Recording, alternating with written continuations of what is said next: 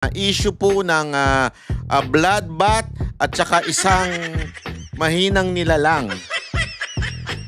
Hindi, alam nyo kasi mga kababayan, dahil nga po doon sa bitaw ni BP Sara Duterte na bloodbath, meron pong nangatog ang mga tuhod. Biglang umatras ang betlog. Hindi ko alam kung saan napunta. Pero tingnan muna natin, bakit ba kasi? Ano ba nangyari? Hindi kasi nung isang araw po mga kababayan, nung in-interview si BP Sara Duterte, sinabi niya, gusto ko matuloy yung impeachment. I want bloodbath. Ang dami na doon, ang dami na aning doon. Ayan na, ayan na, ayan na. O di ba? Ayan na, dumating na yung ang konteksto pa nito mga kababayan.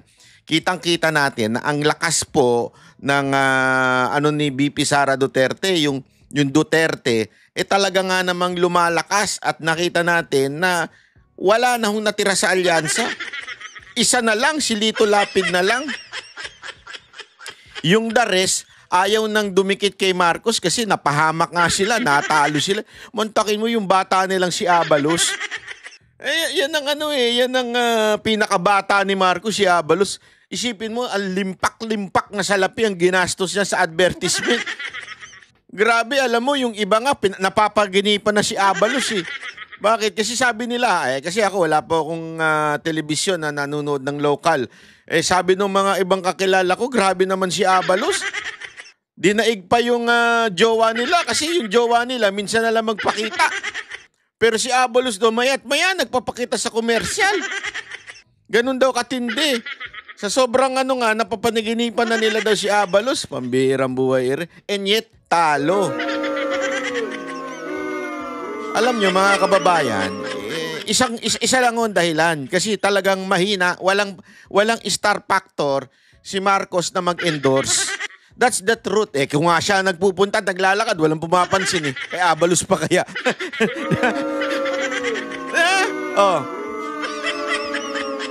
And yung impeachment at yung pag-kidnap kay Pangulong Duterte o yung pag-abduct kay Pangulong Duterte, mas lalo pang binagsak ang administrasyon na ito.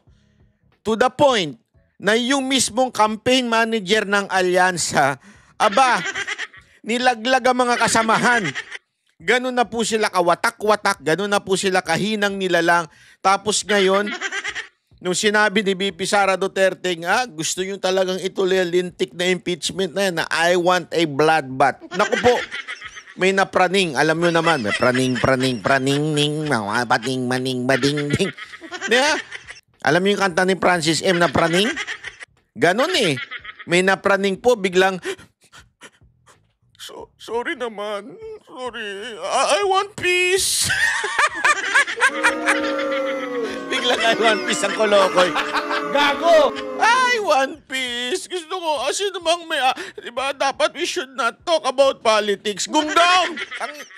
Tangina, kung pwede lang magmura dito Sige nga, panurin muna natin tong balita na ito ng malaman natin kung anong konteksto ng pinag-uusapan natin. By the way, highway baka lang naman. Bago tayo magpatuloy, huwag niyong kakalimutan mag-subscribe kasi mga kababayan, mantakin mo according to my analytic, ang mga nanonood daw, 52% hindi pa nakasubscribe. Kailangan po makikita niya ng subscriber, By next week, dapat mas mataas na yan, Pag hindi pa mataas yan, titigil ko na to. Naglolokohan na lang tayo. Hindi, kasi mga kababayan, gawin din natin yung parte natin. Naman nood lang tayo nanood, libre na nga. Ayaw nyo pa mag-subscribe. Para man lang, alam mo yun, para man lang masaya tayo, sama-sama tayo bilang isang banateros, di ba? Ganun na, eto kayo na nga lang ang friendship ko Huwag nga naman kayo Nagpaawa ang puta para Tuloy na nga natin to, animal ka, banatbay? Bukas daw si Pangulong Bongbong Marcos na makipagkasundo sa mga Duterte. At ipinauubaya rin daw niya sa Senado ang tungkol sa impeachment trial ni Vice President Sara Duterte. Saksi, si Ivan Mayrina. Really, I truly want a trial because I want a bloodbath. talaga. Naku po. Ang pahayag na ito ni Vice President Sara Duterte noong Sabado, kaugnay na napipindot niya impeachment trial. Binatikos si Party List Representative-elect Laila de Lima na isa sa magiging miyembro ng House Prosecution Panel. Anya, makokontempt ang defense team ni Duterte kapag sinubukan manggulo at magdrama sa paglilitis. Dapat siguro magkaroon ng... Dapat siguro. Dapat siguro. Akala mo santo talaga. Oy, animal. Binaligtad ng CA ang desisyon sa kaso mo. Ang sabi ng CA, null and void. Ibig sabihin, null and void yung sinasabing acquitted ka. Ay, tigil-tigil mo yung kadramahan mo. Oh. Sus, Ginoo, Gido. O baka sabihin nyo, mura yung animal. Hindi. We are, sabi nga, di ba, ang human being is also an animal. Ito to, mamaya, i-google ko ha. May tawag sa atin yung highest form of animals. Kayo lang, ako hindi. Di ba yung mga asawa ninyo, parang aso mahilig sa doggy? joke lang. Hayop ka ba, Natbay? O, tuloy mo. Panibagong kaisipan yung ating Vice President. Yung kanyang mindset, baguhin niya dapat yan. Because it is so unbecoming of a high official. Inalmahan din ito ng Malacanang. Medyo may pagkabayolente ang tugon ng ating Vice Presidente, pero Pagkabayolente we hope that it is just a figure of speech and it should not be taken literally. I hope figure of speech. Hindi. Paano mo nasabing figure of speech yun? Paano mo nasabi? Hindi ko mag-gets. Paano mo nasabing figure of speech yun? Ay, nako. Hindi. Sabi niya, I hope figure of speech lang yun. So ano yun? Literal? Literal na bloodbath? Magbabarilan, magsasaksakan? Magkakaroon ng massacre sa loob ng Senado? Ano ba yun, te? Abogado ka ba talaga, te? Hindi kasi yung mga hirit mo, hindi hirit ng pang-abogado. Gago! I mean, common sense naman na it's not literal. Alam naman bloodbath, violente, talaga magkakaroon ng ano ba yun? Ang sakit mo sa bangs, te. Ang sakit mo sa bangs, sa totoo lang. Kahit wala kalbo ako. Pantakin mo, sabihin mo yun na medyo may pagka... Sana, hindi naman yan literal. Hindi literal. Sana figure of speech. Sinana mo pa talaga. So ito mga kababayan, para lang sa kalinawan. Sabi nga ni aking kaibigan na si ChatGPT, ang human evolved from primate ancestor and mammals, a class of animals. Paniniwala nila yan. Okay? We specifically belong to the Humanidae family, great apes. O, tingnan mo na. And are closely related to chimpanzees and gorillas. O, kaya nga tayo daw ay Homo sapiens. Kaya pala may mga homosexual. Hindi, iba pala yun. Sorry naman. Walang ganun. Hindi, Homo sapiens daw tayo. Okay, so sabi, kaya animal. Pero ako hindi ako naniniwala, galing tayo sa unggoy. May mga mukhang unggoy. Sure tayo dyan. Pero nang galing tayo sa unggoy, hindi ako naniniwala. Tingnan mo yung katabi mo. Sinubukan namin kunin ang komento ng bise, pero wala pa siyang tugon. Sa bagong panayam kay Pangulong Bongbong Marcos sa kanyang kauna-unahang podcast, tinanong siya kung masasabi ba niyang ayaw niya ng impeachment. Sagot niya rito, yung impeachment, nasa Senado na yan. Pabayaan natin sila, may proseso yan. Pabayaan na. Naiba na yung tono niya, di ba? Dati, ayaw niya ng impeachment. Yung tono ni Yusek Claire, ayaw din niya ng impeachment kuno. Pero ngayon, nasa Senado na daw yan. Ayun na naman yung... Alam mo itong presidente natin, yung pabago-bago ng sinasabi, talagang walang tayo sa buhay. Ano ba yan? Yan ba talaga ay senyales ng... alam niyo na, hindi ko pwede sabihin. Kasi sabi nga ng NBI, hello po, binabati ko po mga taga-NBI cybercrime. Hello, nagmamatsyag daw sila. At nakatutok daw sila sa 40 na vlogger, including Banat Bay. So binabati ko po mga taga cybercrime, si Director. Hindi po fake news yan, ha? Nagko-comment lamang po ako, nagbibigay lang aking opinion na talagang ang ating presidente ay medyo may pagkalutang. Hindi ko sinasabing bangag, ha? Wala po ako sinasabing adik po ang ating presidente. Ang sinasabi ko po lutang. Kasi pwede ka namang lutang kahit hindi ka bangag. Halimbawa, pagising mo, hindi ka pa nakapagkape, lutang ka pa. Ako, ganun ako. Pagka hindi pa nakapagkape, lutang ako. Huwag akong kakausapin. Talagang magkakagulo ang mundo. Yun ang ibig ko sabihin, ha? Dinilinaw ko lang cybercrime, NBI. Natin ang proseso. Ako, basta ang nasa isip ko, tapos ng eleksyon, balik sa trabaho. Yeah, po. Gawin na natin lahat with the new lessons learned. Bukas din daw ang Pangulo na makipagkasundo sa mga Duterte. Ako, ayaw ko ng gulo. Gusto ko. Ayaw mo ng gulo. Ikaw nagsimula ng gulo, Mr. President. Mr. President, ikaw nagsimula ng gulo. Why? Why are you allowing your cousin kung ano-anong ginagawa? Inusig ang mga Duterte. Pina-impeach si BP Sara Duterte. Inuusig kami mga vloggers. Inuusig ang mga kumukontra sa gobyerno. Tapos sasabihin mo, ayaw mo ng gulo? Yung mga nagpahayag ng kanilang saloobin, mga opisyal na nagpahayag ng saloobin, sinuspinde ng DILG, sinuspinde tinanggal ni Tamba. Tapos sasabihin mo, ayaw mo ng gulo? Si Presidente Duterte, ano ginawa ninyo? Sino ba yung mga nag-alis sa kanya, dumukot sa kanya, papabuntang dahig? Sino? Mga tauhan nyo, sir. Hindi ho tauhan ng Kamara yun, hindi ho tauhan ng Senado yun. Tauhan nyo yun, sir. Tapos sasabihin niyo ayaw nyo ng gulo? Porket natalo na kayo sa eleksyon, porket ngayon nanganganib na yung inyong ratings dumadaos-dos, talagang pailalim. Biglang, ayaw ko ng gulo. Tingnan mo yung tsura niya, tingnan mo, kaawa-awa. Wawa, presidente, wawa. Kawawa naman yung presidente. Kung talagang ayaw mo ng gulo, eto ako, gusto mo talaga ng share-share. Ako, meron nga akong komento, meron akong 3 sinadjust kung ayaw mo ng gulo talaga, kung ayaw mo ng, kasi yan sinasabi mo gulo, yung term, di ba? Ayaw mo ng ganyan. Simple lang naman yan, 3 bagay lang yan tapos may additional na pang-4. Pero mamaya ko nasasabihin yung 3 bagay na yan, kasi nasabi ko na yan sa aking Facebook. By the way yung QR code ko dyan, baka naman, pwede nyong komentuhan yan. Pwede nyo scan, tapos follow nyo na rin, Hindi, etong isa lang Unang gawin mo, para medyo sincere ng konti yung sinasabi mo, tanggalin mo si Claire Castro. Kasi yung babae na yan, paatake ng paatake sa mga Duterte. Di ba? Tanggalin mo yan. Yan ang unang hakbang na kung gusto mo talaga ng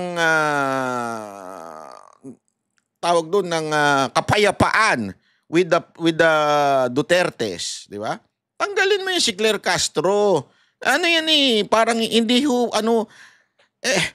alam niyo ho ba? Kasi naalala ko lang uli to si Claire Castro. Nakita ko na naman nagbablog ng kung ano-ano. Naalala ko nung panahon ni Mocha, pinupunan ng mga media yan, mga putang inang to mga media na ito. Ito to kayong mga hindot na mga animal, na mga bayarang, biased with ED na media. Dati galit na galit kayo kay Mocha nung nagbablog siya. At ang binablog niya ay yung ginagawa ni PRRD. Nagagalit kayo. Sasabihin nyo, akala ko ba opisyal na siya, hindi na siya dapat nagbablog. Ganyan-ganyan kayo nun. Pero ang talagang dahilan kung bakit kayo nagagalit nun, kasi nauunahan kayo ng labas ni Mocha. Siyempre, content yun. Para sa inyo, pera yun, di ba? So, nagalit kayo nun. Sabi nyo, dapat di na nagbablog yan. So, tumigil si Mocha ng bablog. Bakit ito si Yusek Claire Castro? Tuloy-tuloy ang pagbablog niya. Sa totoo lang, mas mataas ang posisyon nito kay Mocha. Ngayon, press officer siya ang nagpe-press briefing. Bakit wala man lang nagtanong na media na, hindi po ba conflicting yung pagbablog ninyo tsaka pagiging opisyal ninyo? For sure. Baka kumikita pa nga yun Yung YouTube niya, malamang sa malamang, monetize yun. The question is, remember, it's a conflict of interest. Why? Anong kanyang position bilang isang press secretary o press officer? Di ba kumuha ng impormasyon galing kay presidente tapos ibibigay sa inyo? So, meron siyang access. Ano bang ginagawa sa vlog? Access din, content. So, ibig sabihin, nagko-conflict yun. Ibig sabihin nun, nauuna siya sa balita kaysa sa inyo. Kaya conflicting yun. Bakit di nyo nirereklamo? Alam ko na kasi mga putang inang bayaran kayo. Makasundo sa lahat ng tao. Mas maganda, marami na akong kaaway, hindi ko kailangan ng kaaway, kailangan ko kaibigan. Hanggat maaari. Oo nga, wala ka ng kaibigan. Hindi, totoo naman, maawa naman kayo kay Marcos, iniiwan na siya. Gago! Pati mismo, isipin mo, pati mismo yung mga kaibigan niyang kinampanya niya, nung victory party, si Lito Lapid na lang naiwan. Wala na talaga siyang kaibigan. Naintindihan natin yun, mga kababayan, kaya huwag kayo magalit. Normal lang yan. Ang habol ko ay yung stability, peaceful, para magawa namin yung trabaho namin. Tigilan nyo na kasi mga Duterte. Gusto nyo ng peaceful, ganito. Tigilan nyo na ang mga Duterte. Sigurado ako magiging... Kasi sinimulan nyo lang naman yan eh. Kung hindi naman po kayo siguro nagsimula at hindi... Ito kasi, Mr. President, sorry. You don't deserve it. Mr. Marcos, kung hindi mo sana pinababayaan itong pinsan mo, wala sanang gulo. Hindi mo kasi alam yung mga nangyayari. Ang problema sa iyo yung pinsan mo, pag hindi niya nakurso na dahan, didemanda, patatanggal, kung ano-ano na lang ginagawa, inuusig ang mga Duterte. Hindi lamang po yun. Pati yung mga supporter tulad ni Pastor Kibuloy. Di ba? Sandali, Mr. President, lahat talaga na nakadikit sa mga Duterte, iniisa-isa nila. Kasama na rin ng executive branch doon, mga kapulisan. Inisa-isa ninyo eh. Tapos sasabihin mo na ayaw mo ng gulo. Ako nga, nadamay nga ako eh. Bigla nyo kung pinagkakuno anong demandang walang kakwenta-kwenta ng mga congressman. Bakit? Kasi bumaba na tayo. Totoo, wala akong kakwenta. Kung pwede ko lang sana ma-discuss dito yung details ng pagtatawanan nyo talaga eh. Ako, tatawa ako. Sorry ako natawa eh.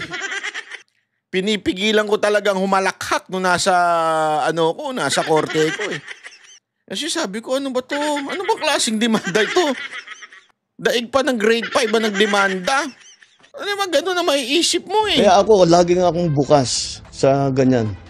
I'm always open to any approach na, alika, magtulungan tayo. Diba? Kahit hindi tayo magkasundo sa polisiya, hindi tayo magkasundo. Gawin nyo yung trabaho pero huwag na tayong nanggugulo.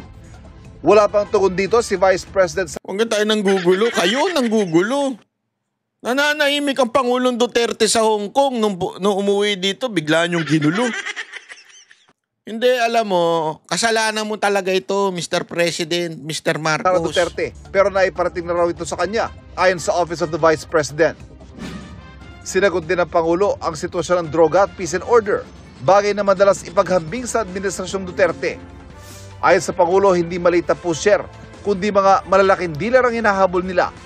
Hindi rin daw siya pabor. Asan yun? Malalaki pala, asan yun? Yung totoo, nasan yun? Sa patayan, pagdating sa kampanya kontra droga. At kahit ano pa man daw ang dato sa krimen, ipinag-utusan niya sa pulisya na paigtingin pa ang police visibility para mapanatag ang loob ng mga mamamayan.